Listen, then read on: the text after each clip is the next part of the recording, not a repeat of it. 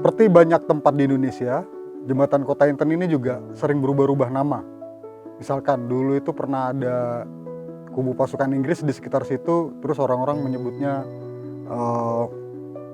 Engelsburg gitu ya, atau jembatan Inggris gitu kan.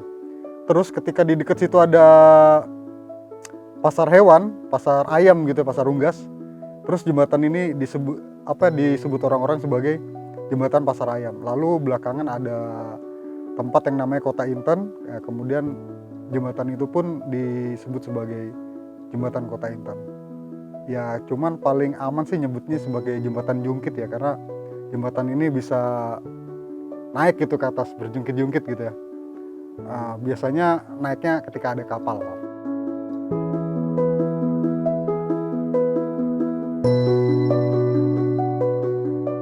Oke, karena sungai adalah jalur transportasi penting dan kapal sering berlalu lalang, kita tahu di Jakarta ini banyak sungai juga, kemudian banyak kampung ya. Sebenarnya ada banyak jembatan jungkit di Jakarta, tapi yang tersisa atau yang terakhir sekarang adalah jembatan Kota Inten.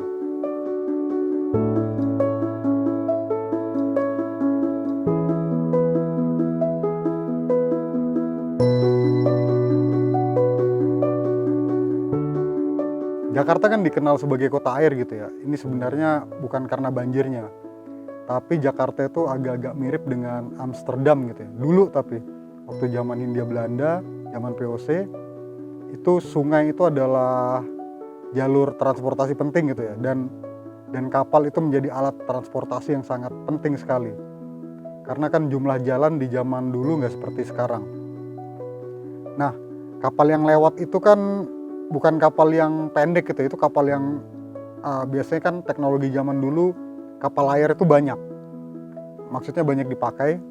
Nah, kapal yang biasa lewat di sekitar jembatan Kota Inten itu adalah kapal yang punya tiang tinggi. Itu kenapa teknologi jembatan ini dibuat agar bisa membuka gitu ya, krik gitu, mirip seperti jembatan-jembatan di luar negeri gitu ya.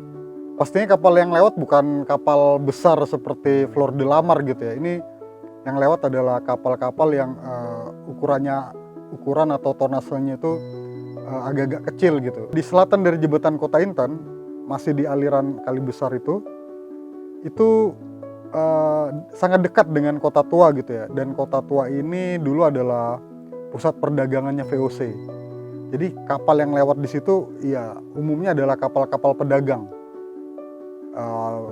Kapal pedagang ini bisa dari negeri Belanda atau mungkin dari Maluku gitu ya. Dan soalnya jembatan ini eksisnya itu di zaman perdagangannya adalah hasil bumi, misalkan rempah-rempah.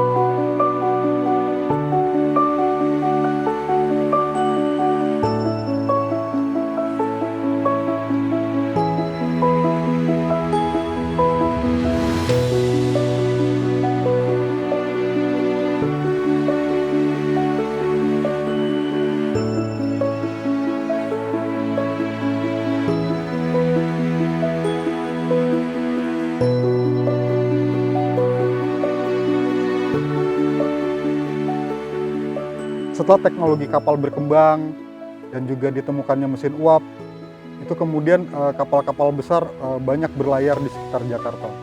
Tapi kapal-kapal ini tidak berlabuh di Sunda Kelapa, apalagi sampai melewati jembatan Kota Inten ya, karena ukurannya besar.